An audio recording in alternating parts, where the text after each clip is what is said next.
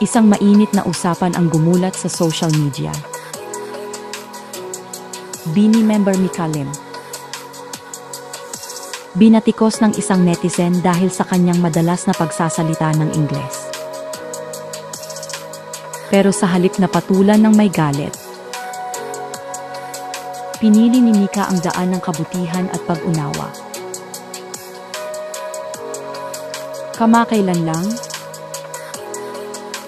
isang netizen ang pumuna kay Mika Lim,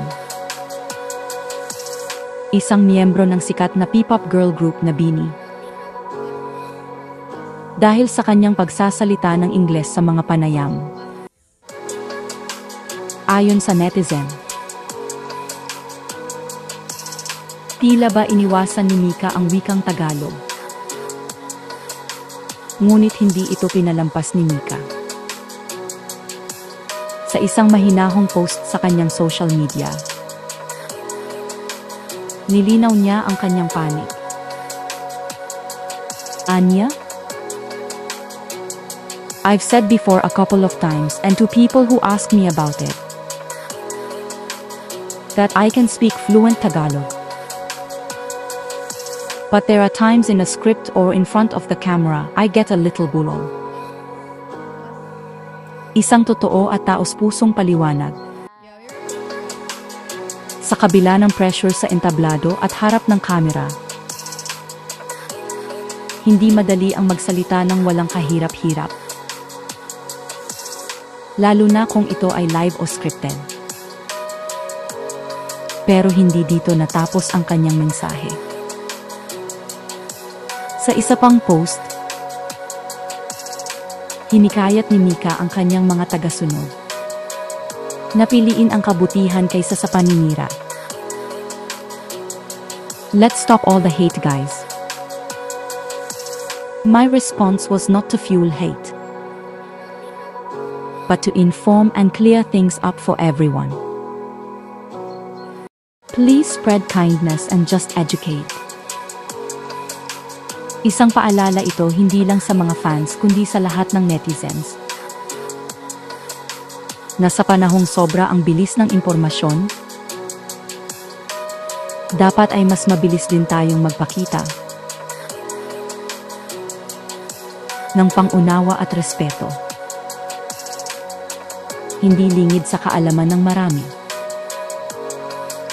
na si Mika ay ipinanganak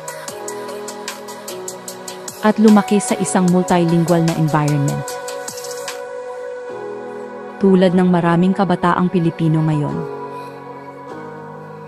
sabay na lumalaki sa kultura ng Tagalog, Ingles, at minsan pa'y ibang wika rin. Hindi ito kabawasan sa pagiging Pilipino. Bagkus, ito ay patunay ng pagiging global ng ating lahi. Sa mundo ng entertainment kung saan ang pressure ay hindi biro, malaking bagay na ang isang artist ay pipiliing tumugon sa negatibong komento gamit ang dignidad at respeto.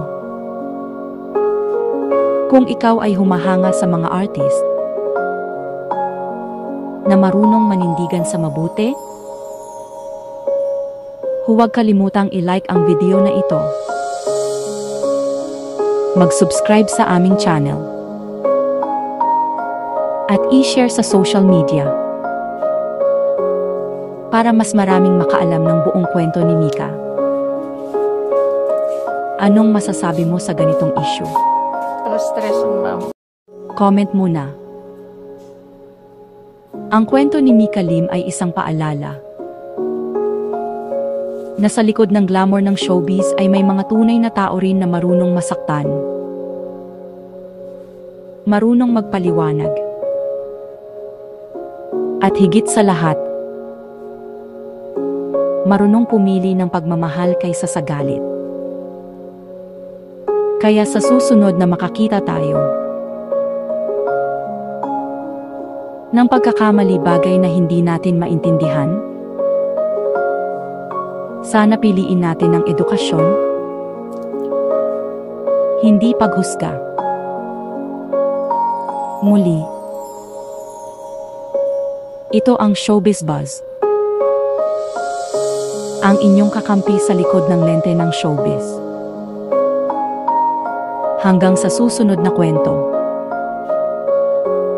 Huwag kalimutang mag-subscribe, i-like at i-share ang video na ito. Stress Malaking tulong ito sa amin.